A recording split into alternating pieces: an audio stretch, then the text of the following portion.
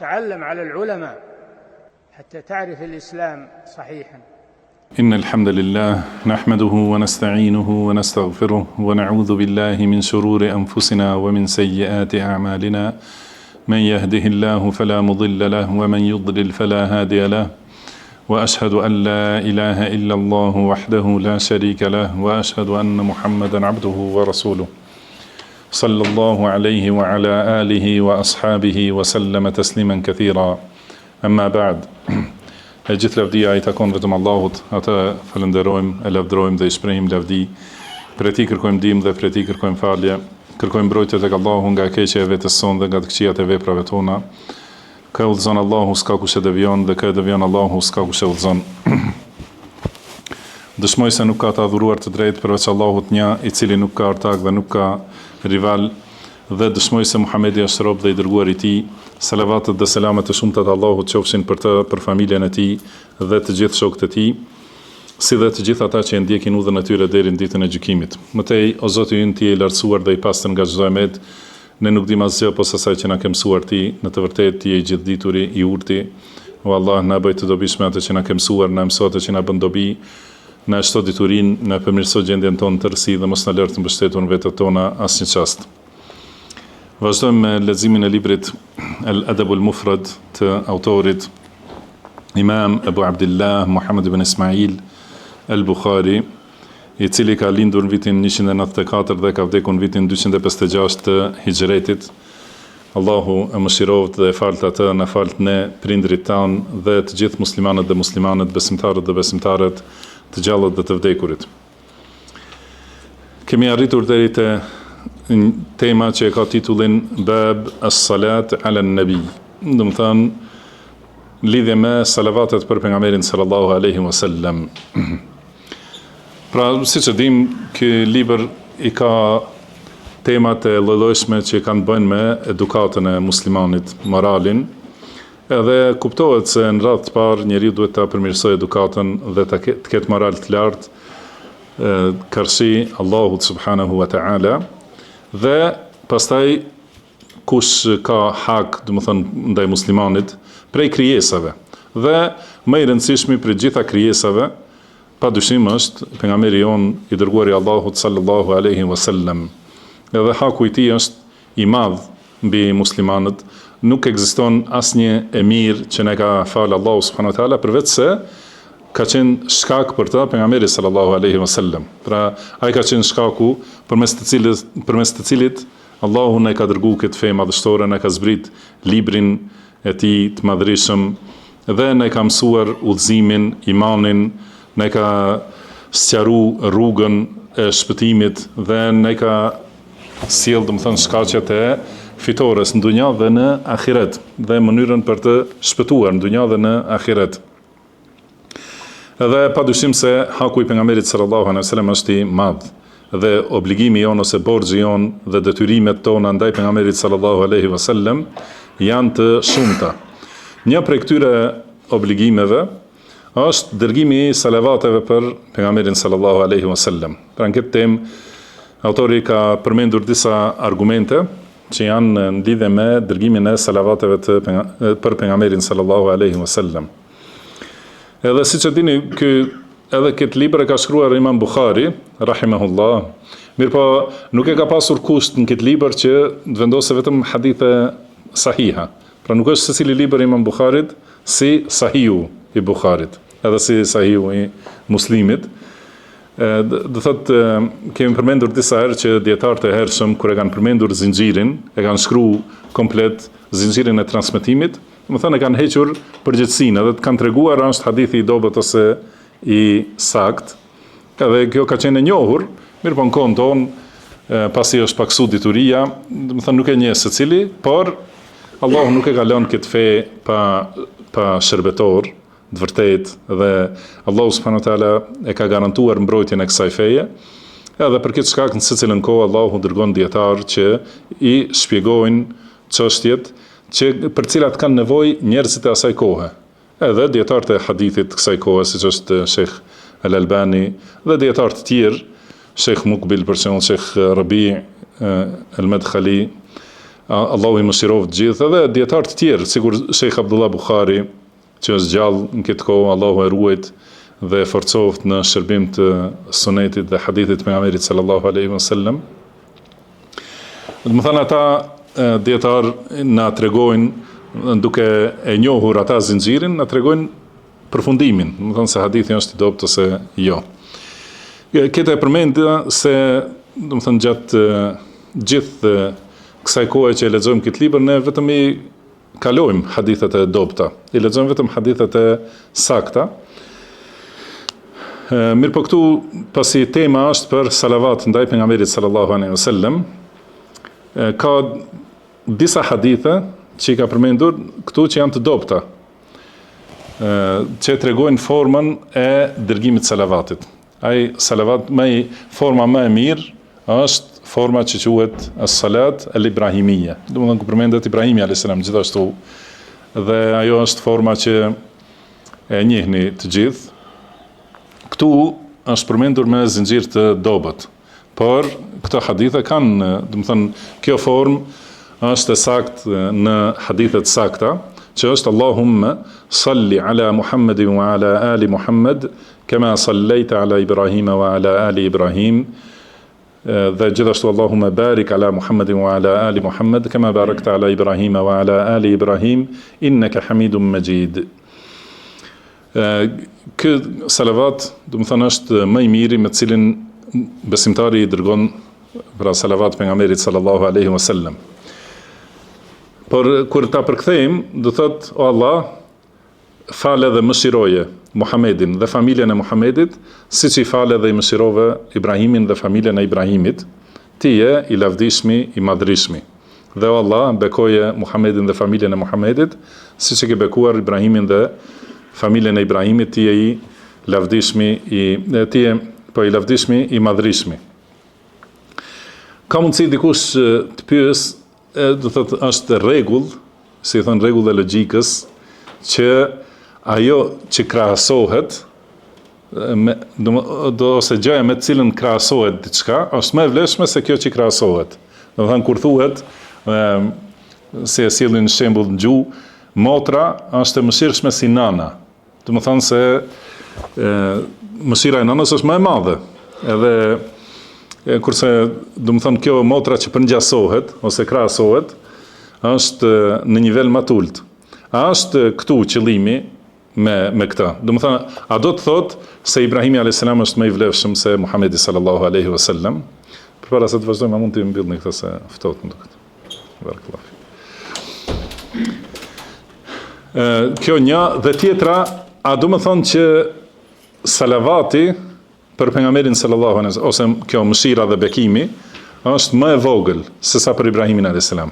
Domethënë, kjo është më rëndësi të sqarohet. Domethënë, ta keni parasysh këtë salavat ibrahimie edhe kuptimin, domethënien e saj. Ka thënë, pra thonë dietarët se këtu nuk është qëllimi i krahasimit, po është qëllimi i përmendjes së veprës së njëjtë. Domethënë, mëshiroje Muhammedin dhe familjen e Muhammedit, njësoj si edhe më përpara që e ke mëshiru Ibrahimin dhe familjen e Ibrahimit. Siç është në ajet, ka thënë Allahu, inna auhajna ilejka kama auhajna ila Nuh. Do të thënë, ne të shpallëm ty siç e kemi shpallur Nuhit. Kjo nuk do të thënë se kjo shpallje është më e vlefshme ose më pak e vlefshme. Do të thënë, kjo është shpallja e Allahut. Do të thënë, siç ka shpallur Allahu edhe më herët, vazhdon të dërgojë shpallje për pejgamberët. Dhe sasia gjithashtu, nuk do të thënë se duhet të jetë më e vogël ose e njëjtë, do të thënë ka mundësi të jetë më e madhe. Gjithashtu sasia si është në ajetin që e keni të njohur gjithashtu, kutiba alaykumus siyamu kama kutiba ala alladhina min qablikum la'allakum tattaqun. Do të thënë, ju është bërë juve obligim agjerimi, siç u ishte bërë obligim edhe popujve të mëparshëm, të mëhershëm. Do të thënë, do thotë këtu bëhet fjalë për veprën e obligimit dhe jo, do të thënë, jo për krahasim në vlerë ose ashtu. Dhe gjithashtu është përmendur në surën Qasas, ku njerëzit i thonë Karunit, i cili ka pas shumë pasuri dhe mirësi, do të thënë dhuntit shumëta nga Allahu, mirë po nuk ka qenë besimtar, edhe i kanë thonë disa besimtare, kanë këshillu dhe kanë thonë wa ahsin kama ahsan Allahu ilejk, do të thënë bëj mirë, siç të ka bërë mirë ty Allahu. Do të thënë kjo gjithashtu nuk është krahasimi sasisë së mirësisë, po do të thënë ngjashmëri me esencën e veprës. Do të thënë pra ta kesh parasysh që Allahu ty të ka bërë mirë, edhe ti mundohet bësh mirë ndaj të tjerëve. Kjo është një aspekt që ta kuptojmë, do thotë këtë përngjasimin ose krahasimin. Pra fjala salavat do të thonë mëshirë, edhe ose më sakt, do të thonë salavati Allahut për pejgamberin sallallahu alaihi wasallam është që Allahu e përmend te shoqëria e lartë, qiellore, do të thonë te melajket, e përmend pejgamberin sallallahu alaihi wasallam. Dhe pasi e përmend para melajkeve, do të thonë se mëshiron dhe e përfshin me mëshirën e tij. Kjo do thotë salavati për pejgamberin sallallahu alaihi wasallam është salavati më i vlefshëm, edhe më i larti. Dhe mëshira e Allahut ndaj pejgamberit sallallahu alaihi wasallam është më e gjera dhe më e plota se të gjitha krijesat tjera. Por pasi përmendet kema, do të thënë gjuhën arabe që shkronja kaf, do të thotë përngjasim. Prandaj e kanë dhënë këtë sqarim dietarët. Tjetër çështje që kanë përmendur dietarët, pse është veçu Ibrahimi alayhi salatu wassalam prej të tjerëve. Pse, do të thonë kur themi për salavat, nuk themi për ndonjë pejgamber tjetër, siç i ke dhënë mëshirë këtij pejgamberi ose atij pejgamberi ose këtyre pejgamberëve, po veçohet Ibrahimi alayhi salam. Ka disa përgjigje kanë dhënë dietarët. Një prej tyre është se Ibrahimi alayhi salam na ka dërguar neve selam në natën e Miraxhit. Ka thënë bëni selam umetit tënd. Edhe pastaj ka dhënë këshilla. Edhe prandaj ne vazhdojmë, do të thënë është një lloj detyrimi ndaj Ibrahimit alayhi salatu wassalam. Ky është një aspekt. Tjetër kanë thënë se Ibrahimi alayhi salam është ai që na ka vendosur emrin musliman. Si ka thënë Allahu, huwa sammakumul muslimina min qabl. Do të thënë ai ju ka quajtur musliman. Edhe muslim, do të thënë i nënshtruar, i dorëzuar ndaj Allahut subhanahu wa taala. Tjetër aspekt që kanë përmendur është se kërkohet që Allahu ta ketë Muhammedin sallallahu alaihi wasallam khalil, do të thënë mikun e tij të dashur dhe të afërt prej krijesave të tij, si Ibrahimin alayhis salam që më herët e ka bërë khalil. Për këtë shkak përmendet salavati, do të thënë në lidhje me Ibrahimin alayhis salatu wassalam. Gjithashtu kanë përmendur edhe diçka tjetër se Ibrahimi alayhis salam është babai i pejgamberit sallallahu alaihi wasallam, do të thënë i hershëm. Prej tij e ka preardhën pejgamberi sallallahu alaihi wasallam. Gjithashtu është edhe përgjigje nga Allahu për lutjen e Ibrahimit alayhis salam. Se ka thënë waj'al li lisana sidqin fil akhirin, do të thënë më bëj mua të përmendem për të mirë te gjeneratat e mëvonshme, ka thënë Ibrahimi alayhis salam. Edhe me të vërtet, do të thënë vazhdon të përmendet emri i tij gjithmonë për të mirë deri në ditën e gjykimit. Edhe umeti që më fuqimisht e përmend Ibrahimin alayhis salam janë muslimanët. Edhe ka thënë Allahu subhanahu wa taala inna awla an-nasi bi Ibrahima lalladhina ittaba'uhu wa hadha an-nabiyyu walladhina amanu. Do të thënë më parsor për Ibrahimin alayhis salatu wassalam janë ata që e kanë ndjekur atë dhe ky profet, pejgamberi sallallahu alaihi wasallam, dhe besimtarët që janë pasuesit e Muhamedit sallallahu alaihi wasallam. Edhe do thot vetëm ky umeti Muhamedit sallallahu alaihi wasallam e përmend Ibrahimin alayhis salam dhe përmend, do të thon për lutje dhe për lëvdat për të. Më shumti, do thot brenda ditës secili namaz, që janë 5 namaze dhe 4 namaze kanë nga 2 teshahude të paktën. Do të thënë që përmendet shumë. Gjithashtu kanë thonë dhe kjo duhet mund të jetë, do të thënë përgjigjja më e saktë ose më precize, Kanë thënë se pejgamberi sallallahu alaihi wasallam i ka praktikuar fjalët e Kuranit, edhe në lutje, edhe në vepra, do të thonë siç është në Kuran, ashtu e ka thënë edhe në praktik.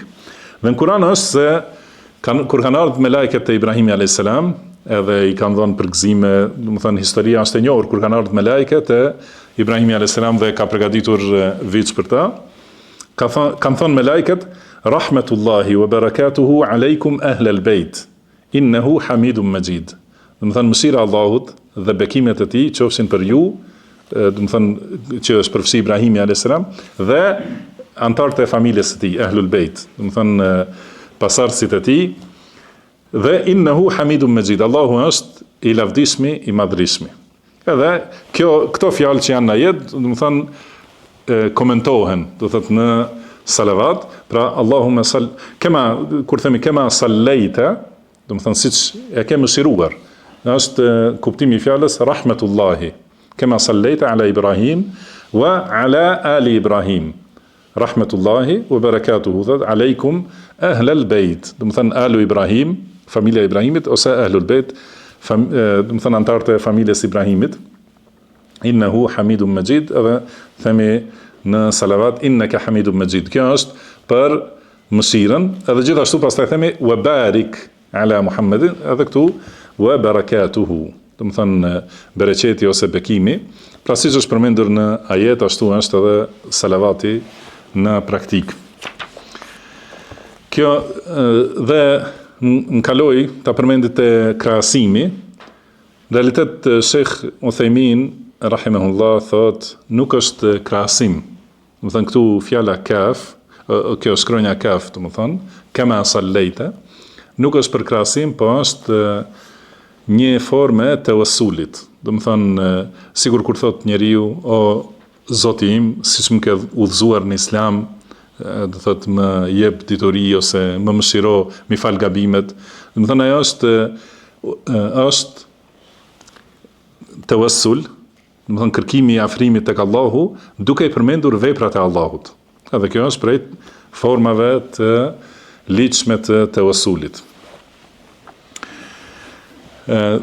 Kjo është në lidhje me formën e salavatit. Pastaj ka thënë Imam Bukhari rahimahullah, حدثنا أبو نعيم قال حدثنا سلمة ابن وردان قال سمعت أنسا ومالك ابن أوس ابن الحدثان أن النبي صلى الله عليه وسلم خرج يتبرز فلم يجد أحدا يتبعه فخرج عمر فأتبعه بفخارة أو مطهرة. Thot, pra transmetohet këtu me këtë zinxhir nga Anas ibn Malik dhe Malik ibn Aus ibn al-Hadathan. Të dy, do të thonë kanë transmetuar këtë se pejgamberi sallallahu alaihi wasallam ka dalë për kryerje të nevojës, edhe nuk ka patur ndonjë që ta shoqërojë, do të thonë siç kanë qenë, do të thonë përbartjen e ujit dhe bastunit të tij e kështu me radhë. Atëherë Omeri radhiyallahu anhu ka marrë një qyp ose që thonë një enë me ujë, edhe ka shkuar pas tij. Kur i është afruar pejgamberit sallallahu alaihi wasallam, ka gjetur në sejdë afër një hurme. Edhe thot fatanaha fajalasa wara'ahu, edhe është larguar Omeri, është ulur pas pejgamberit sallallahu alaihi wasallam, dhe kur është ngritur pejgamberi sallallahu alaihi wasallam, e ka ngrit kokën, ka thënë ahsanta ya Umaru hina wajadtani sajidan fatanahayta anni. Domethënë bëre mirë, e bëre sakt Omer që kur mpe që jam në sejdë, u më njanove, domethënë u largove, nuk më pengove për në sejdë. Thot inna Jibril ja'ani faqal man salla alayka wahidatan sallallahu alayhi biha sallallahu alayhi 10 wa rafa'a lahu 10 darajat.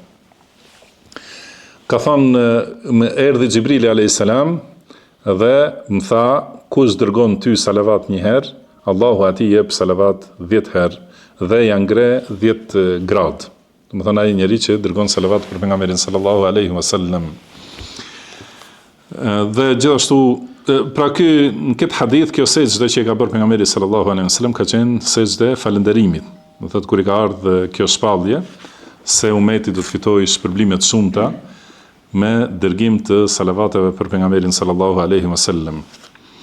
Pastaj hadithin e radhës ka thënë haddathana Abu Nuaim, qala haddathana Yunus ibn Abi Ishaq an Burayda ibn Abi Maryam قال سمعت أنس بن مالك رضي الله عنه عن النبي صلى الله عليه وسلم قال me këtë zinxhir nga Anas ibn Malik radhiyallahu anhu transmetohet se pejgamberi sallallahu alaihi wasallam ka thënë men salla alayya wahidatan sallallahu alaihi 10 wa hatta anhu 10 khati'at. Kush më dërgon mua një salavat, Allahu atij jep salavat 10 herë dhe ja fshin 10 gjunahe. Domethënë ai që dërgon një herë salavat, pra sipas këtyre dy haditheve tregohet vlera e salavatit, edhe pozita e lartë se kush dërgon një herë një salavat për pejgamberin sallallahu alaihi wasallam, atëherë fiton prej Allahut 10 salavate dhe Allahu e ngre në 10 shkallë më lartë dhe ja fshin 10 gjunahe. Padyshim se kjo është prej shpërblimeve të mëdha dhe besimtari nuk duhet nuk duhet të jetë neglizhent në dërgimin e salavateve në përgjithësi për pejgamberin sallallahu alaihi wasallam dhe në veçantë në ditën e xumë, se ka thënë pejgamberi sallallahu alaihi wasallam inna min afdali ayyamikum yawmul jumu'ah. Domethënë një prej ditëve më të vlefshme ose dita më e vlefshme juaj është dita e xumë. Në këtë ditë është krijuar Ademi dhe në këtë ditë ka vdekur Ademi alayhis salam. Në këtë ditë do të jetë fryrja e surit, edhe gjithashtu në këtë ditë do të jetë, goditja e ditës së gjykimit. Prandaj ka thonë dërgoni sa më shumë salavate për mua në ditën e xumë. Dhe ka thënë sepse salavatet tuaja më shfaqen, më tregohen. Kanë thënë sahabët si do të tregohen salavatet kur ti do të jesh kalb në tokë, domethënë pas vdekjes. Ka thënë pejgamberi sallallahu alaihi wasallam inna Allaha harrama 'ala al-ardi an ta'kula ajsamana. Domethënë Allahu ja ka ndaluar tokës që t'i haj trupat tan, trupat e pejgamberëve. Domethënë pejgamberët nuk prishen ose nuk kalben në tokë, por mbeten ashtu siç kanë qenë kur kanë vdekur. Dhe prandaj, domethënë njeriu duhet të dërgojë salavate të shumta për pejgamberin sallallahu alaihi wasallam, në veçantë kur përmendet, domethënë ditën e xumë më shumë, edhe kur përmendet pejgamberi sallallahu alaihi wasallam, nuk duhet njeriu të jetë koprat se ka thënë në hadith, ka thënë al-bakhilu man dhukirtu indahu falam yusalli alayya. Domethënë koprac i vërtet është ai që kur përmendem unë nuk dërgon salavat për mua, sepse kjo është kopracia më e madhe, domethënë një fjalë e lehtë që e thot njeriu pa ndonjë mund të madh dhe nuk harxhon asgjë prej kësaj dhe ka përfitime të shumta prej asaj fjale.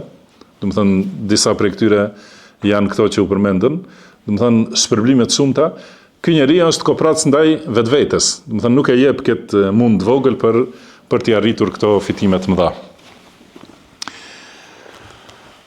U përmend këtu transmetuesi Malik ibn Aus ibn al-Hadathan, është Malik ibn Aus ibn al-Hadathan al-Nasri, më thënë është prej transmetuesve të besueshëm, por ka ihtilaf të dietarët, a ka qenë sahabi ose jo. Ka qenë gjallë në kohën e pejgamberit sallallahu alaihi wasallam, mirë po, si duket më saktë është se nuk e ka pa pejgamberin sallallahu alaihi wasallam, nuk e ka takuar, por ka qenë prej dietarëve të mëdhenj, domethënë është prej dietarëve të Medinës, imam, argument, domethënë në dituri, dhe ka vdekur në vitin 92 të Hijretit. Allahu e mëshiroft. Pra e pam në këta dy hadithe, thotë është vlera e dërgimit salavateve për pejgamberin sallallahu alaihi wasallam. Dhe gjithashtu te hadithi Omerit radhiyallahu anhu i pari, më thënë tregohet vlera e shoqërimit me njerëz të diturisë, me dietarët. Më thënë pasi ka shku ta shoqëroj pejgamberin sallallahu alaihi wasallam, ka marrë një përfitim. Edhe ka marrë gjithashtu lutje nga pejgamberi sallallahu alaihi wasallam. Dhe i ka thënë pejgamberi sallallahu alaihi wasallam ahsanta, do të thënë e qillove ose bëre mirë, të saktë, Edhe kjo është gjithashtu e pëlqyer që t'i thuhet njeriu kur e qëllon, kur e thot mirë, i thuhet ahsante. Edhe me bën lutje, ahsan Allahu ilejk, do të thonë Allahu të dhënë të mira.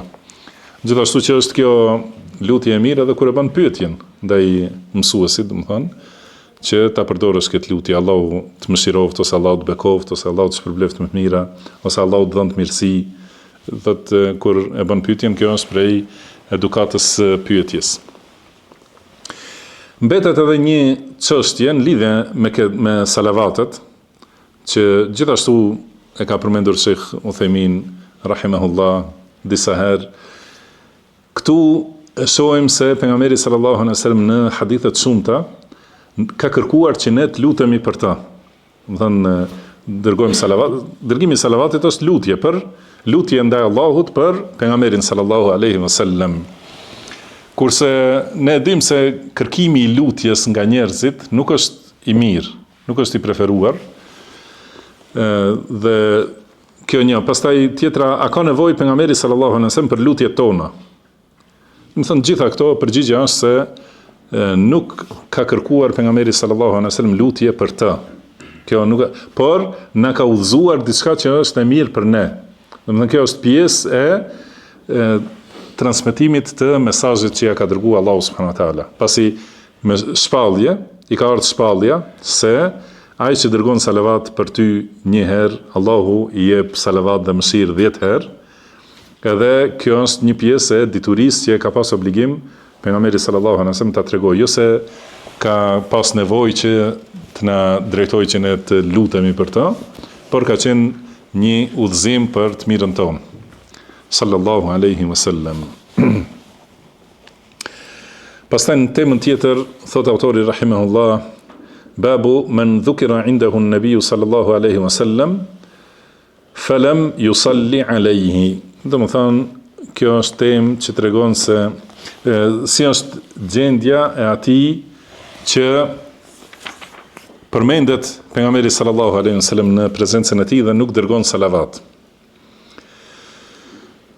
Kë thot pra me zinxhirin e tij thot autori rahimahullah, haddathana Abdulrahman ibn شيبة قال أخبرني عبد الله بن نافع الصائغ عن عصام بن زيد وأثنى عليه ابن شيبة خيرا عن محمد بن المنكدر عن جابر بن عبد الله رضي الله عنهما. تمثال ما كنت زنجير ترانسميتوت nga Jabir ibn Abdullah radhiyallahu anhuma thot se pejgamberi sallallahu alaihi wasallam hipi në minber.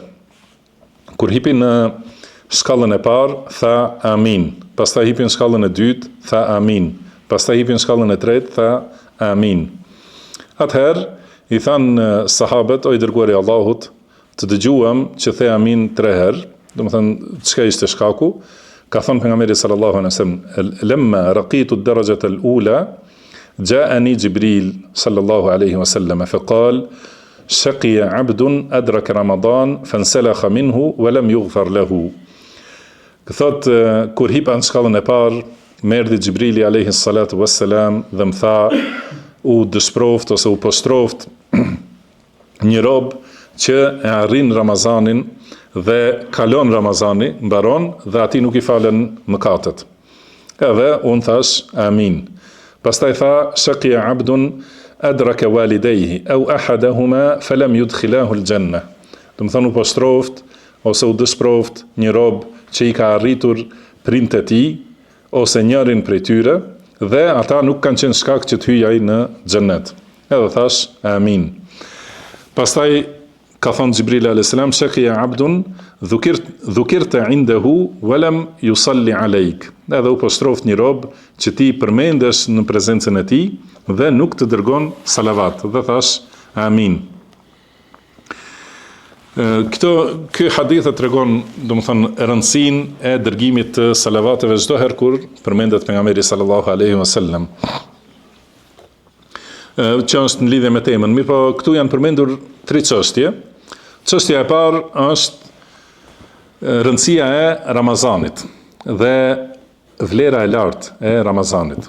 Domethënë se Ramazani është hapje e dyerve të të gjitha dyrëve të mëshirës, edhe mbyllje dyrëve të këqijave, dhe largim i armikut njeriu, të shejtanit, domethënë që njeriu ka lehtësime të shumta që të shtojë vepra të mira dhe gjithashtu të arrijë faljen e Allahut. Dhe krahas gjitha këtyre, kur njeriu nuk mundohet dhe nuk vrapon pas fjalës pejgamberit sallallahu alaihi wasallam, që ka thonë men sama ramadana imanan wa ihtisaban ghufira lahu ma taqaddama min dhanbi. Kush agjeron Ramazanin me iman, besim dhe duke shpresuar shpërblimin e Allahut, i falen gjitha gjunahet që i ka bërë më para.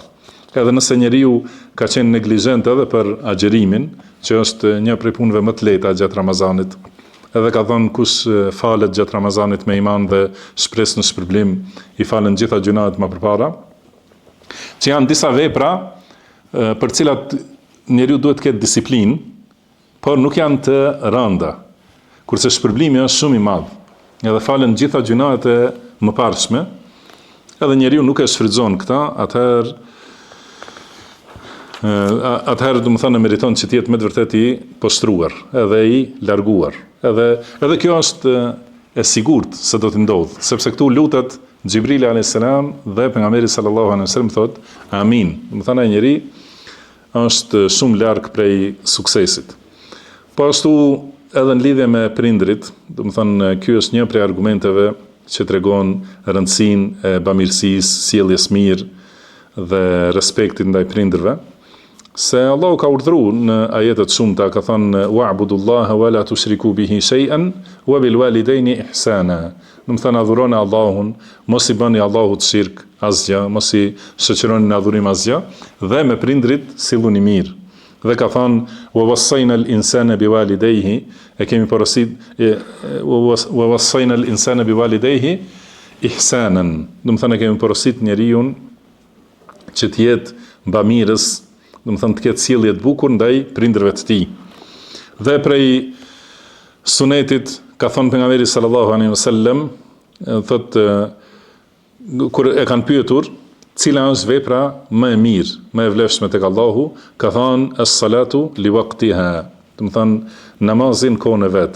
Pastaj ka thënë bamirësia ndaj prindërve, pastaj lufta në rrugën e Allahut. Do të thënë bamirësia ndaj prindërve ka shpërblime të larta, edhe është vepër e natyrshme, do të thënë. Normalisht që njeriu me natyrë të pastër duhet t'i doj prind, edhe t'i respektoj dhe t'i bëj mirë, edhe ta ketë parasysh bamirësinë e tyre të mëhershme, edhe mos sillet keq. Do të thënë ai që ka natyrën e saktë, kam fjalën se bamirësia ndaj prindërve nuk është ndonjë angazhim jashtë natyrës njeriu. Do të thënë është në rrjedhën e natyrës që e ka njeriu. Vetëm ai që është i prishur me të vërtet ka ashpërsi, vrasësi, kurse Allahu subhanahu wa taala na ka ndaluar edhe llojin më të vogël të ashpërsisë ose sjelljes keqe ndaj prindërve, se ka thënë fala taqul lahuma uffin. Do të thënë mos i thuaj atyre as uf. Do të thënë as fjalën më të vogël.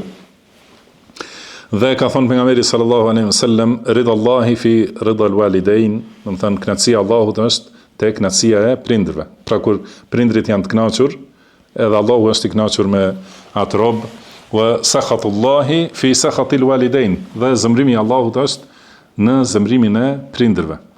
Edhe për këtë shkak, do thotë ky njeri është i poshtruar me të vërtetë. Pra Xhibrili alayhis salam thotë u poshtroft, u largoft ai njeri që e ka pas këtë shans, këtë derë të madhe për të hyrë në xhenet. Do të thënë me bamirësi ndaj prindërve dhe largim prej sjelljes keqe ndaj tyre, thotë është mundësia shumë e lehtë për të shkuar në xhenet. Mirpo nuk ka shku. Do të thënë nuk e ka shfrytzuar këtë derë, thotë ai është njeri i pasuksesshëm. Edhe e treta, siç tham, dërgimi i salavatit, që është vepër e lehtë edhe e këndshme, që duhet me lumturi, do të thënë njeriu kur përmendet i dërgumi i Allahut sallallahu alaihi wasallam, duhet t'i dalë prej zemrës ky salavat, do të thënë edhe kjo dashuri, do të thënë për përmendjen e pejgamberit sallallahu alaihi wasallam. Edhe kur e dëgjon, edhe aq më shumë ai që është duke folur, do të thënë kur e përmend pejgamberin sallallahu alaihi wasallam dhe për ton ta plotsoj salavatin për të, ose nuk e thot hiç, ose dikush ka që shkurton jo salavat, po vetëm selam, alaihi salam, ose as salavat as selam, nuk mirët vesh vetë sallam. Do të thënë këto janë prej formave të mos respektit ndaj pejgamberit sallallahu alaihi wasallam. Do të thënë kjo është hak një prej më të voglës që duhet ta plotsojmë ndaj pejgamberit sallallahu alaihi wasallam. Kurse haku i tij është i madh edhe meriton që ne, do të thënë, ta vendosim jetën tonë në mburoj për nderin, për respektin, për pozitën e pejgamberit sallallahu alaihi wasallam. Mos flasim, do të thënë, vetëm shprehje e gojës, vetëm një salavat, ajo është më e vogla që mund ta bëjmë. Pastaj thot autori rahimahullah, حدثنا علي قال حدثنا سفيان قال حدثنا محمد بن عبد الرحمن مولى آل طلحة قال سمعت كريبا أبا رشدين عن ابن عباس رضي الله عنهما عن جويرية بنت الحارث ابن أبي ضرار. Do të thonë transmeton nga Abdullah ibn Abbas dhe ai transmeton nga nëna e besimtarve, Juwayriya bint al-Harith ibn Abi Dirar radhiyallahu anha, thot se pejgamberi sallallahu alaihi wasallam ka dalë prej saj dhe ajo e ka pas emrin Berra. Pra Juwayriya ka pas emrin Berra dhe pejgamberi sallallahu alaihi wasallam ja ka ndryshuar emrin, e ka quajtur Juwayriya.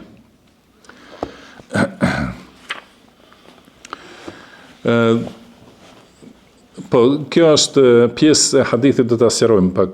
Do të thonë duket sikur dy hadithe janë gërshetu, do të thonë këtë transmetim. Pra pejgamberi sallallahu alaihi wasallam e ka quajtur Juwayriya dhe nuk ka dashur pejgamberi sallallahu alaihi wasallam ty tek ajo, duke e pasur ajo emrin Berra.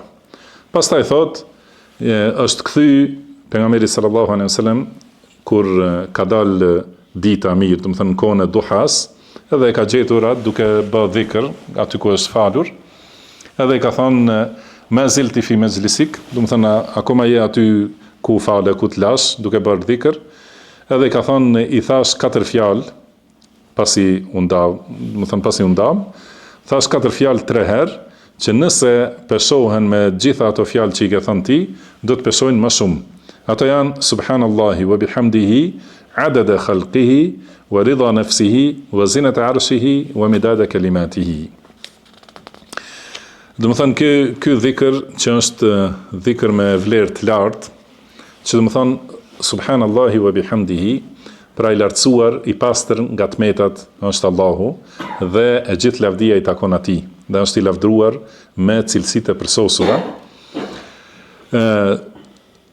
Sa ka krijesa ai, sa është numri i krijesave. Do të thënë e lartësoj dhe e lavdroj, e madhroj Allahun, sa është numri i krijesave dhe sa është i kënaqur Allahu, sa është i rënd arshi dhe sa është, do të thënë, boja për shkrimin e fjalëve të tij. Kjo është pra shkurtimisht kuptimi i këtij dhikri. Mirë, në lidhje me hadithin, do thotë duket se janë sigur dy hadithe. Pra njerë transmetuesja, Juwayriya radhiyallahu anha, ajo quhet Juwayriya e bija e Harith ibn Abi Dirar, i cili ka qenë, do të thënë, udhëheqës i fisit Mustaliq, do të thënë që kanë qenë prej çifutëve që kanë luftuar pejgamberin sallallahu alaihi wasallam.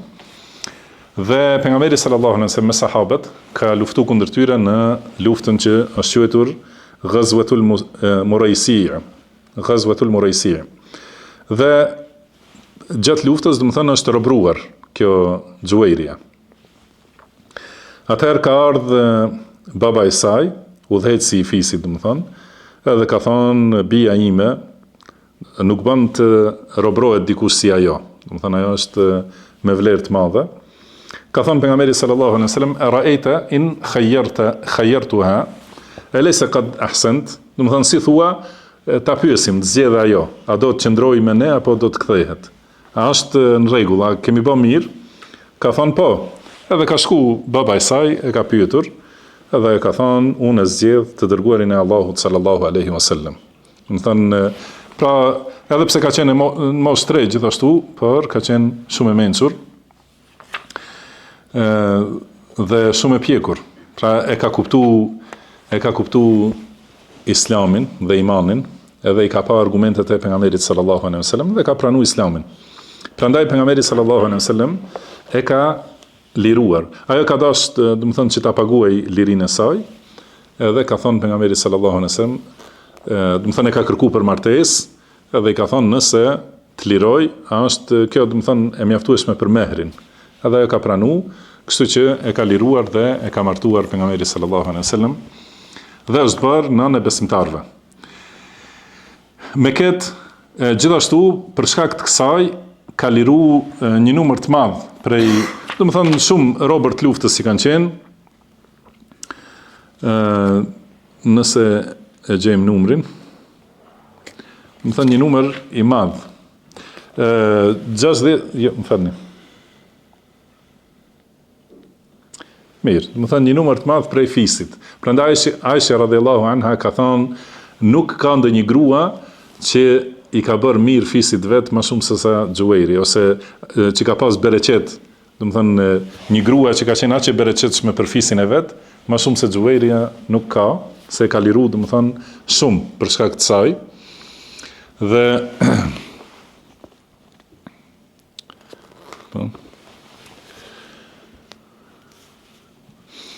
do thotë emri, kjo është vlera e Xuairis radhiyallahu anha dhe është bërë nëna e besimtarve.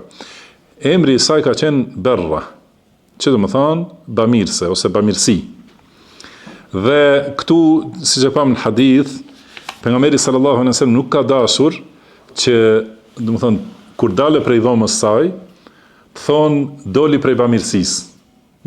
Sigur u largu prej bamirësisë. Për këtë shkak ja kanë ndryshuar emrin, edhe i ka thënë emri jot do të jetë Xuairia, përpara se të hyjë, domethënë dhëndër.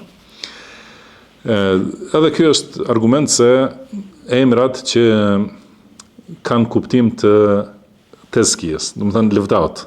Domethënë emri në vetvete ka kuptimin e lëvdatës për atë bartësin e emrit, duhet të ndrohet. Kjo është një prej argumenteve. Përndryshe Xuaira radhiyallahu anha ka vdekur në vitin 56 të Hijretit.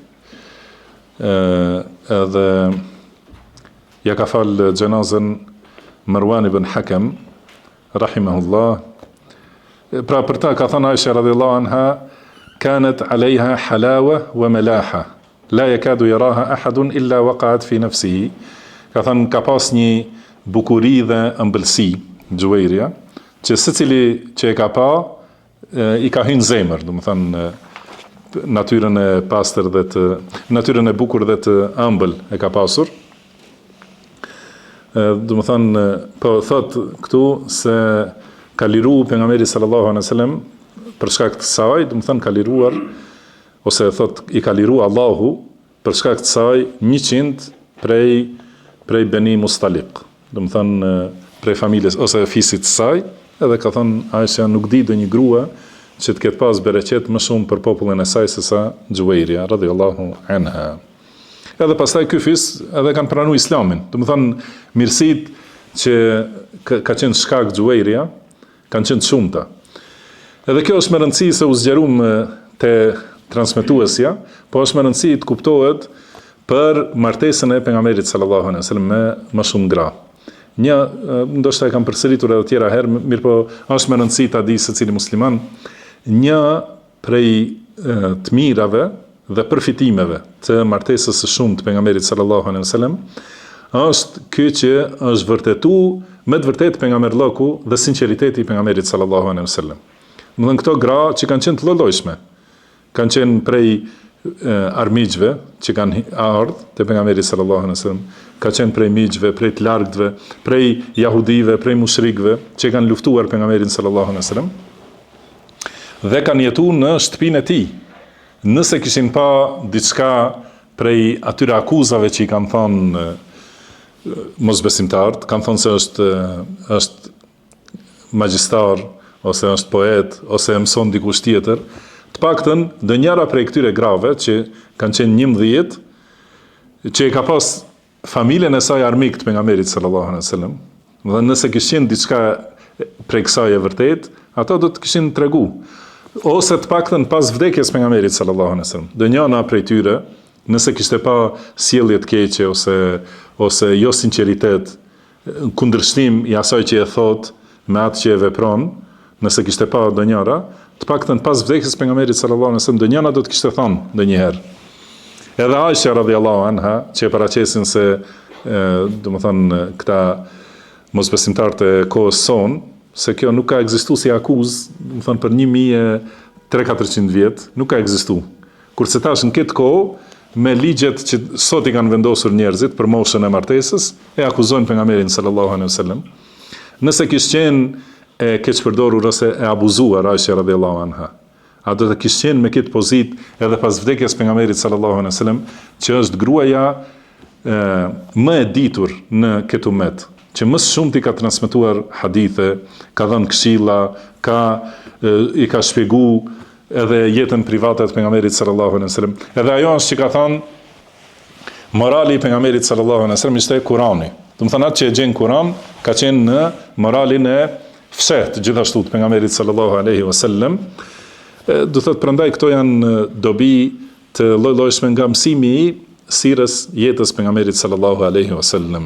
Edhe padyshim se është shëmbëtyra e përkryer, e përsosur, që duhet secili ta ndjek.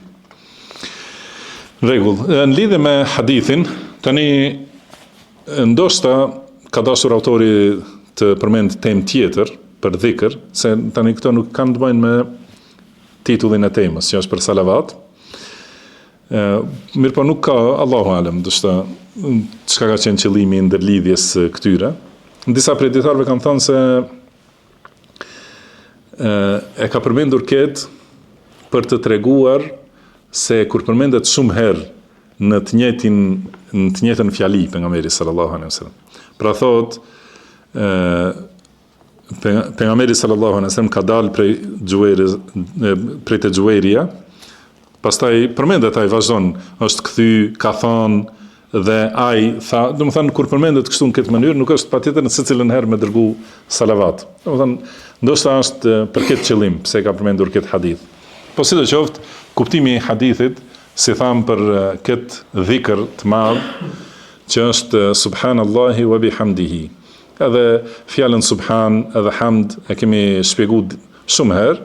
Pra subhan do thot se Allahu është i pastër dhe i lartësuar, nuk ka asnjë tmet, është i pastër nga tmetat. Dhe hamd do të thonë se Allahu i përshkruen të gjitha cilësitë e përsosmërisë, që është i vetëm to dhe nuk i ngjet askujt. Dhe kjo është dhikr që e thojnë melaiket në qiell, subhanallahi wa bihamdihi. Pra dhe është dhikr prej dhikrit më të mirë, prej 4 fjalëve më të dashura të Allahut subhanahu wa taala. Subhanallahi wa bihamdihi, që duhet njeriu gjithmonë ta ketë gojen të njohur me këto lloje të dhikrit. Mirë po, kjo në veçanti kështu si ka thënë subhanallahi wa bihamdihi adada khalqihi. Pra them subhanallahi wa bihamdihi sa është numri i krijesave të tij. Domethënë e lartësoj, e madhroj dhe e lavdroj Allahun sa është numri i krijesave të tij, që këtu tregon, si thotë Ibn Qayyimi, domethënë tregon për numër të madh të tasbihut dhe hamdit, që nuk mund të arrihet me asnjë, nëse thua 100 herë ose 1000 herë subhanallahi wa bihamdihi, nuk e ka arritur këtë vlerë që thua subhanallahi wa bihamdihi sa ka krijesa. Domethënë numër shumë i madh që nuk e di askush përveç Allahut subhanahu wa taala. Vetëm ai që i ka krijuar e di numrin e krijesave. Dhe pastaj ka thënë warida nafsihi, edhe sa është i kënaqur ai vet. Domethënë me një tasbih edhe hamd të tillë që ka cilësit lartë dhe pastërtit madhe, me cilën është i kënaqur Allahu subhanahu wa ta'ala. Pastaj wazinet e arshihi, edhe sa është i rënd arshi i tij. Kurse arshi është krijesa më e madhe dhe pesha e tij është më e madhja prej të gjitha krijesave që ekzistojnë. Për këtë shkak, domethënë, kjo tregon se bëj një tasbih edhe hamd, domethënë lavdërim dhe lartësim të Allahut në aq të madhe, domethënë sa është arshi, që është më e madhja prej të gjitha krijesave. Edhe midada kelimatihi, edhe sa duhet për të shkruar fjalët e tij. Kurse fjalët e Allahut nuk mbarojnë asnjëherë. Edhe Allahu ka përmendur se nëse kishte qenë çdo bim që ekziston në tokë, kishte qenë laps. Edhe të gjitha detrat, pastaj edhe 7 herë detra tjera bëhen boj, domethënë, nuk harxohen fjalët e Allahut. Edhe prandaj kjo e fundit, midada kelimatihi, domethënë gjithashtu tasbih dhe hamd i madh, domethënë sa gjithë detrat e botës edhe 7 herë ato detra, edhe prap nuk mbarojnë, domethënë fjalët e Allahut nuk mbarojnë. Edhe kjo është për ta treguar madhsinë e tasbihut dhe hamdit. Edhe gjithashtu numri sa lapsa do të ishin bërë nëse merren gjitha bimët e tokës që të bëhen lapsa prej tyre. Prandaj kjo fjalë nuk mund të parakalohet me ndonjë dhikr tjetër. Domethënë është dhikr shumë me vlerë të madhe, për këtë shkak pejgamberi sallallahu alaihi wasallam ka thënë, pra ja ka mësuar Xhuairis këto fjalë që ajo ka bërë dhikr shumë, pra në hadithin tjetër që është i transmetuar, domethënë transmetimin tjetër, thotë se e ka lënë aty duke fal sabahun, edhe ka shkuar pejgamberi sallallahu alaihi wasallam në xhami, pastaj pas namazit sabahut për një kohë gjatë nuk është kthy, derisa ka ardhur gjysma e paraditës, domethënë deri në kohën e duhas. Kur është kthy, ajo ka qenë duke bërë dhikr aty, domethënë nuk ka lëviz, edhe i ka thonë, domethënë akoma je duke bërë dhikr, edhe në tjetër transmetimi ka thonë, thuaj këto fjalë. Këto janë më të vlefshme se gjithë dhikri që e ke bërë, do thotë, pra kjo ka qenë mësim për Xhuairin për këtë dhikr të vlefshëm. Ose në këtë transmetim se ka thonë, unë i thash këto fjalë që janë më të vlefshme se gjithë dhikri të cilin e ke bërë. Edhe kjo tregon se dhikri më mirë është që ka kuptime më gjithëpërfshirëse, më shumë se sa përsëritja e shumt. Domethënë më mirë të jenë fjalët që kanë më shumë domethënie. Edhe ato janë fjalët të cilat janë në sunetin e pejgamberit sallallahu alaihi wasallam. Asnjëherë nuk mund të parakalohen fjalët që i ka thënë pejgamberi sallallahu alaihi wasallam për madhrim dhe dhikr të Allahut, sepse ato janë me shpallje.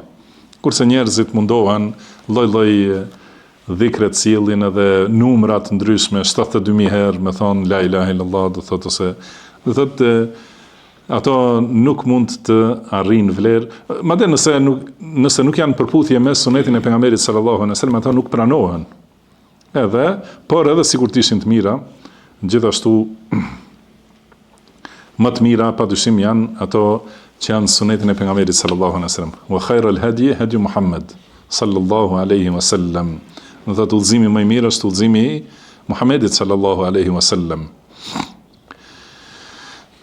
Mirë, edhe një hadith do ta përmendim që ka disa aspekte. Ka thonë autori Imam Bukhari rahimahullah, حدثنا ابن سلام قال حدثنا أبو معاوية عن الأعمش عن أبي صالح عن أبي هريرة رضي الله عنه قال قال رسول الله صلى الله عليه وسلم.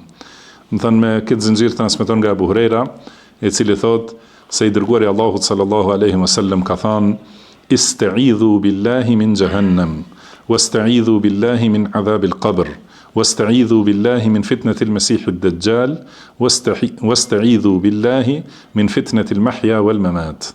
Do të thonë kërkoni mbrojtje tek Allahu dhe kërkoni strehim tek Allahu nga dënimi i varrit. Kërkoni strehim tek Allahu nga sprova e Dajjalit, Mesihut Dajjal. kërkoni mbrojtje tek Allahu nga sprovat e jetës dhe të vdekjes. Pra edhe këtu ka 4 çështje ose 3, domethënë që njeriu duhet t'i lutet Allahut subhanahu wa taala për mbrojtje. Edhe ato janë që duhet t'i thot në secilin namaz, Allahumma inni a'udhu bika min fitnatil mahya wal mamat wa min Allahumma inni a'udhu bika min adhabil qabri wa adhabin nar wa min fitnatil mahya wal mamat wa min sharri fitnati al-masihid dajjal. Më thënë, pra kërkoj mbrojtje tek Allahu, o Allah kërkoj mbrojtje te ti nga dënimi i varrit, dënimi i zjarrit, nga sprovat e jetës dhe të vdekjes dhe nga sprova e keqe e dëxhallit, ose nga e keqja e sprovës së dëxhallit. Pra këtu do thotë kjo do më thonë se këto aspekte janë shumë të rëndësishme. Gjithmonë njeriu duhet kërkoj mbrojtje tek Allahu nga sprovat e lloj-llojshme. Edhe sprovat e jetës janë çdo gjë që i vjen njeriut gjatë jetës së tij, që mund ta luhas në fenë e tij ose ta largojë prej fesë së tij, prej rrugës së drejtë. Vazhdimisht njeriu duhet të kërkojë mbrojtje te Allahu nga devijimi dhe nga të gjitha llojet e fitneve.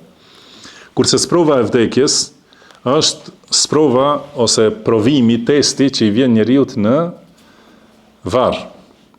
Edhe aty kur vinë 2 melajke dhe pyesin kush është Zoti yt, cila është feja yte, kush është pejgamberi yt, dhe besimtari të cilin Allahu e ka përforcuar, që ka jetu, domethënë me iman edhe sipas rrugës së Islamit, thot, Zoti im është Allahu, feja ime është Islami dhe Muhamedi është i dërguari im. Edhe thot, këtë e kam lexuar në librin e Allahut dhe e kam mësuar. Kurse ai që është munafik dhe mosbesimtar, vetëm thot, nuk e di, i kam dëgjuar njerëzit duke thënë diçka dhe kam thënë edhe unë. Dhe atëherë fillon dënimi i varrit për të. Edhe si ka thënë pejgamberi sallallahu alaihi wasallam, goditet me një hekur ose me një çekiç që prej tij shndrohet në dhe, domethënë nga ajo goditje. Edhe pastaj kthehet prapë si ka qenë. Edhe goditet kështu vazhdimisht dhe bërtet me një ritëm të tillë që e dëgjojnë të gjitha krijesat përveç njerëzve dhe xhinëve. Edhe ka thënë nëse sikur ta kishin dëgjuar, do të kishin vdekur. Domethënë nga britma e atij njeriu që dënohet në varr. Dhe dënimi në varr nuk është i veçantë për mosbesimtarët, domethënë ka mundësi edhe dikush prej njerëzve të tauhidit që të dënohet. Sikur edhe xhehenemi. Domethënë prandaj muslimani çdo herë duhet të kërkojë mbrojtje tek Allahu nga dënimi i varrit edhe dënimi i xhehenemit, sepse xhehenemi, domethënë është vend për mosbesimtarët, vend i përhershëm, mirë po gjithashtu në xhehenem do të hyjnë disa prej njerëzve të tauhidit, që ka dashur Allahu t'i dënojë për mëkatet e tyre dhe do të dënohen sa janë mëkatet e tyre. Por njerëzit e tauhidit dhe imanit nuk mbeten përgjithmonë në xhehenem. Por vetëm një moment në dënimin e xhehenemit është që njeriu i harron të gjitha të mirat dhe kënaqësitë që i ka përjetuar në dunja.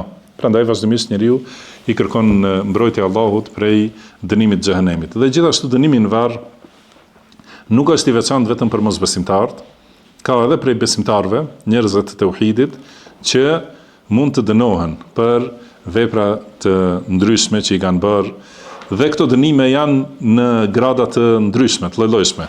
Ka domethënë dënim që do të jetë deri në ringjallje, do të jetë në varr i dënuar derisa të vijë dita e gjykimit. Dikush ndoshta ndonjë periudhë të caktuar. Edhe dikush e ka dënimin më të rënd, dikush më të vogël prej njerëzve të tauhidit. Prandaj për këtë shkak vazhdimisht njeriu duhet të kërkojë mbrojtje tek Allahu nga ky dënim. Pastaj më një herë, pas kësaj ka thënë kërkoni mbrojtje nga sprova e dëxhallit. Dhe dëxhalli, do të thënë është, ka thënë pejgamberi sallallahu alaihi wasallam, sprova më e keqe që ka ndodhur në dunja. Do të thënë më e rënda, sepse ai vjen u thot njerëzve se është Zot, edhe i teston, domethënë me testime të rënda, thot ata që e refuzojnë atë si Zot, do të mbeten në uri, thatësir edhe vështirësi, dhe kurse ata që e ndjekin atë, domethënë do të kenë pasuri, mirësi, vendet që besojnë se ajo është Zot, domethënë përmes tij Allahu lëshon shi edhe bereqet, domethënë të shumt. Prandaj sprova e tij është e rëndë. Dhe pejgamberi sallallahu alejhi wasallam na ka thënë që të largohemi, kush dëgjon për daljen e Dejxhallit, të largohet në drejtim të kundërt. Jo të shkojë njeriu me kurreshti ta shohë se çka është ky, si do ta njohun, po ka urdhëruar që të largohen. Ka disa hadithe që përmendin Dejxhallin dhe përshkrim për ta. Ka thonë pejgamberi sallallahu alejhi wasallam, Allahu nuk është i verbër. Inna Allaha laysa bi a'war. Ala inna al-Masih ad-Dajjal a'waru al-'ayn al-yumna. Ka thënë kurse Mesihu i rrejshëm ose Dejxhalli është i verbër në syrin e djathtë. Ka anna 'aynahu 'inabatun tafiya. Domethënë syri i tij është si kokra e rrushit e papjekur që është tha. Domethënë është për qëllim, domethënë jo rrushi thatë, si mendon njeriu, domethënë pasi të piqet rrushi edhe thahet, është ka prapse pamje të mirë. Mirëpo syri i djathtë i Dejxhallit është si ajo kokra e rrushit që është duke u rritur edhe prishet, thahet. Domethënë në atë mënyrë. Pra kjo është një shenjë për besimtarët që i njohin cilësitë e Allahut. Edhe ka thënë pejgamberi sallallahu alejhi wasallam se Allahu nuk është i verbër. Do të thonë se Allahu ka dy sy. Kjo është një prej argumenteve për këtë cilësi të Allahut subhanahu wa taala. Pastaj thot gjithashtu ka thënë pejgamberi sallallahu alejhi wasallam innehu shabun qatat. Do të thonë është një i ri, djalë i ri me kaçurele, do të thonë të ashpra. Do të thonë shumë kaçurele i ka flokët. Aynuhu tafi'a, do të thonë syrin e ka të tham, syrin e djathtë. Ka'anni ushabbihuhu bi Abdul Uzza ibn al-Qatin, ose Qatan. Do të thonë është i ngjashëm me këtë person, që ka thënë Abdul Uzza ibn Qatan. Gjithashtu prej çifutëve që ka qenë i njohur, do të thonë mesin e tyre. Ka thonë gjithashtu pejgamberi sallallahu alaihi wasallam inni qad haddathtukum 'ani ad-Dajjal hatta khashitu an la ta'qilu. Do të thonë ju kam treguar për Dejxhallin, edhe kam frikë se nuk e keni kuptuar. Ka thënë inna Masih ad-Dajjal rajulun qasirun afhaj ja'dun a'war matmusul 'ayn. Thot Dejxhalli është i shkurt, do të thonë fizikisht, do të thonë me trup të shkurt. Është me kaçurele të si thuhet në fjalë, të shpeshta, po, me kaçurele të shpeshta, edhe me një sy të verbër. Ka thënë fa in ulbisa aleikum, nëse ju ngatrohet, fa'lamu anna rabbakum laysa bi'a'war. Pra dijeni se Zoti juaj nuk është a'war, nuk është, do të thënë, nuk është me një sy. Pra Allahu subhanahu wa taala ka dy sy. Gjithashtu ka thonë në tjetër transmetim wa amma Masihu ad-dalala, do të thënë Mesihu i devimit. Fjala Mesih, shikoni, do të thënë është gjysisht e kam hulumtuar, nuk e di a kemi përmendur tjetër herë, se si në gjuhën arabe edhe në gjuhë tjera semitike, Mesih e ka kuptimin e njëjtë, do të thënë ka kuptim të lëmimit. Dhe Sheikh Ibn Baz thot është quajtur Isa alayhis salam el-Mesih, do të thonë sepse ai i ka shëruar njerëzit me lëmim, do të thonë me fërkim. Pra ja ka fërku syt të verbrit, edhe i ka ardhur shikimi, ose ka fërku lëkurën e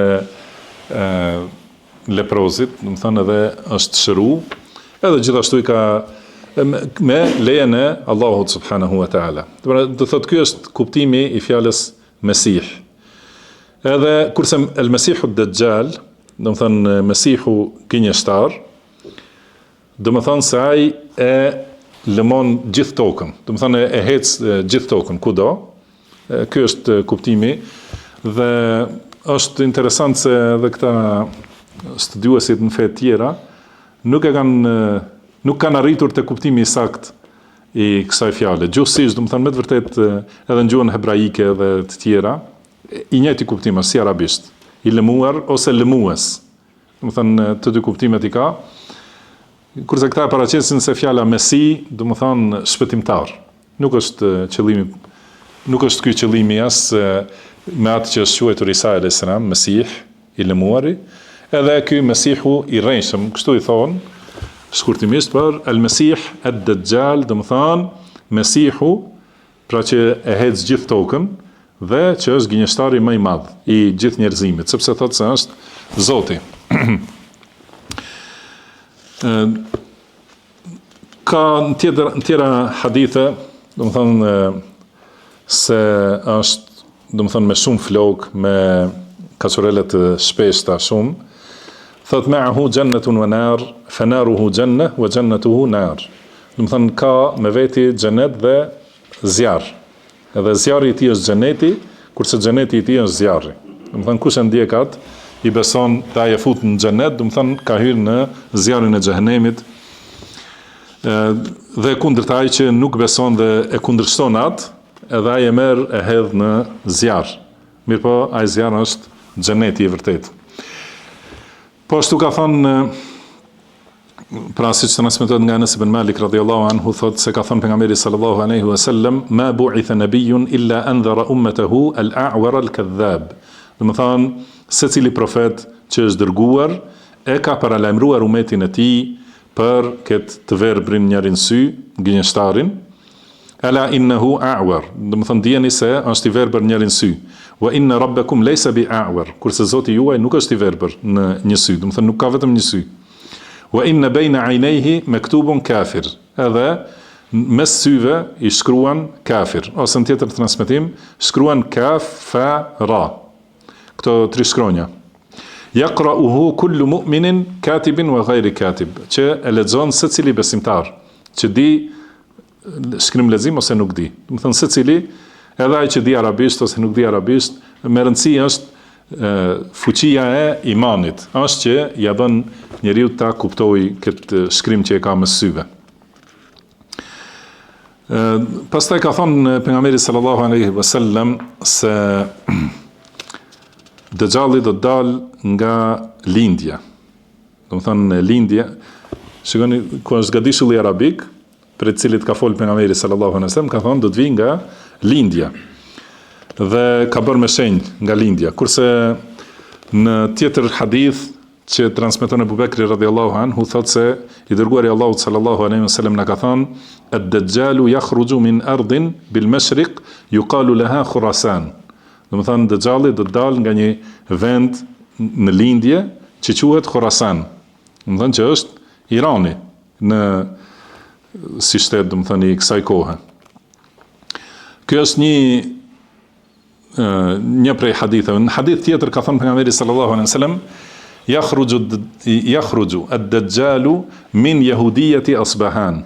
Do të thënë Dajjalli do të vi nga mesi i jahudive të Asbahanit ose Asfahan, ose si i thonë të rajonit në Iran.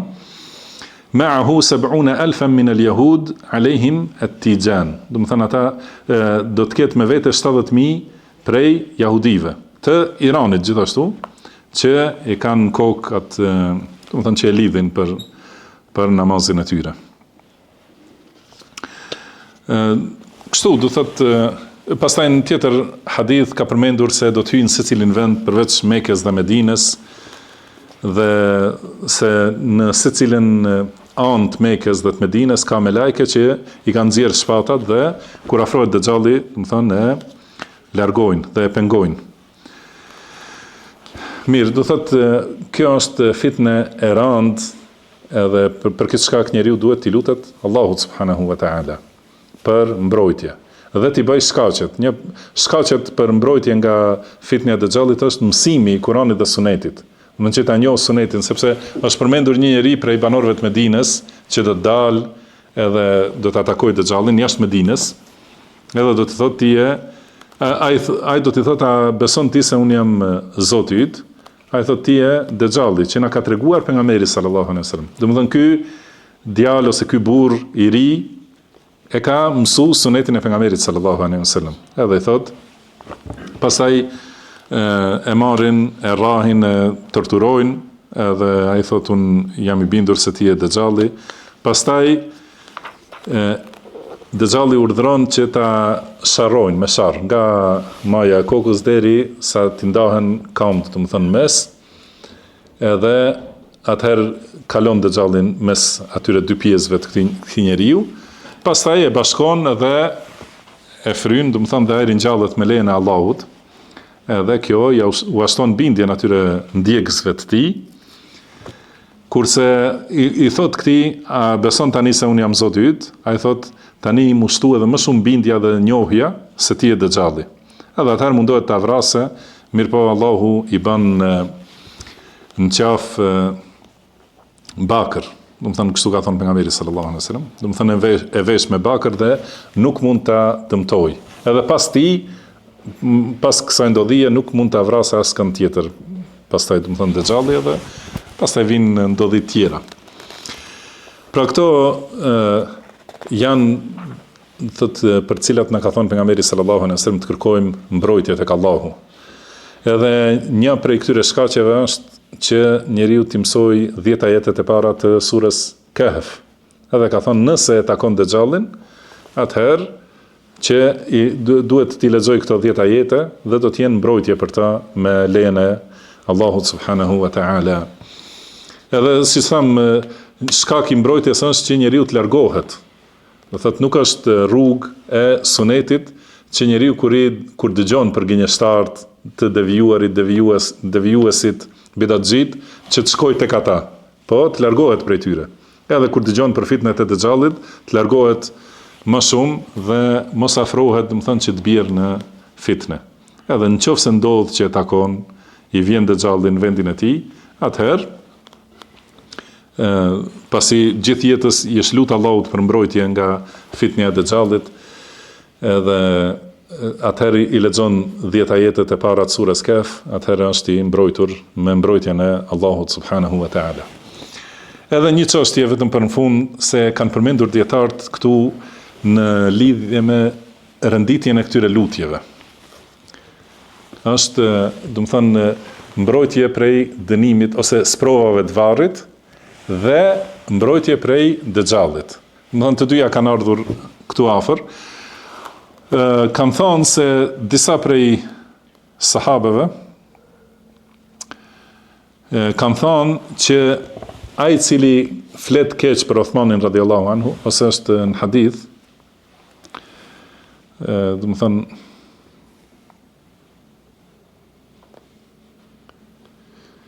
po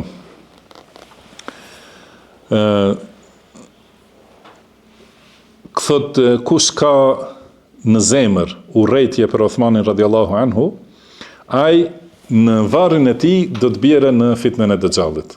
Do të thonë edhe ata që kanë vdekur dhe janë në varr, nuk janë të sigurt nga fitnia e Dejjallit. Prandaj njeriu duhet të kërkojë shumë mbrojtje tek Allahu subhanahu wa taala dhe si tham ta ndjek sunetin e pejgamberit sallallahu alaihi wasallam dhe të ketë zemër të pastër për sahabët. Dhe ata që kanë urrejtje për Uthmanin radhiyallahu anhu, ata do të jenë pasues Dejjallit edhe në varret e tyre, edhe pse kanë vdekur para daljes së Dejjallit. Edhe kjo, do të thënë, është kjo tregon pse janë përmendur të dyja, do të thënë kërkimi mbrojtjes prej sprovave në varr dhe sprovave të Dejjallit, sepse nuk janë të ndara. Do të thënë edhe në varr njerëzit do të sprovohen dhe mirë për ata që kanë fjalë të këqija për sahabët, edhe që i sulmojnë sahabët, edhe që prej vendit të tyre do të dalë Dejjalli.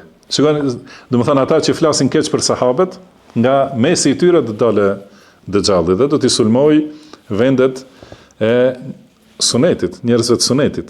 Edhe mundohet, do të thënë do të ketë prej njerëzve të sunetit, ndoshta që mendojnë se janë pasues të sunetit, por që nuk kanë njohuri për sunetin e pejgamberit sallallahu alaihi wasallam. Do të ketë njerëz që do të bien fitnën e Dejxhallit. Edhe sidomos sot në këtë kohë, domethënë me këto ndodhit e fundit shumë e përmendin njerëz, edhe ata që pretendojnë se janë pasues sunetit, domethënë i përkrahin armiqt e sahabeve, edhe armiqt e islamit në përgjithësi, i përkrahin shijat, edhe flasin se këto janë shenja për daljen e Mehdiut, nëse është e vërtet, megjithëse nuk janë ato shenja të sakta, domethënë në Kur'anës në Sunet, nëse është e vërtet, Mehdiu do të dalë në Mekë, kurse Dejxhalli në Asfahan. Domethënë, prandaj duhet të jemi me pasuesit e sunetit dhe me rrugën e pejgamberit sallallahu alaihi wasallam. Çdo herë, pa marrë parasysh, jo njeriu ndikohet nga politika. Nuk ndikohemi nga ky shtet ose ai shtet, ose nuk e përkrahim atë politikë ose këtë politikë, por e përkrahim dhe luftojmë dhe thrasim për atë që është në librin e Allahut dhe sunetin e pejgamberit sallallahu alaihi wasallam. Kjo është rruga e shpëtimit dhe këtu është mbrojtja e vërtetë. Wallahu a'lam wa sallallahu wa sallama ala abdihi wa rasulihi nabiyina Muhammad. Subhanaka Allahumma wa bihamdika ashhadu an la ilaha illa anta astaghfiruka wa atubu ilaik wa akhiru da'wana anil hamdulillahi rabbil alamin.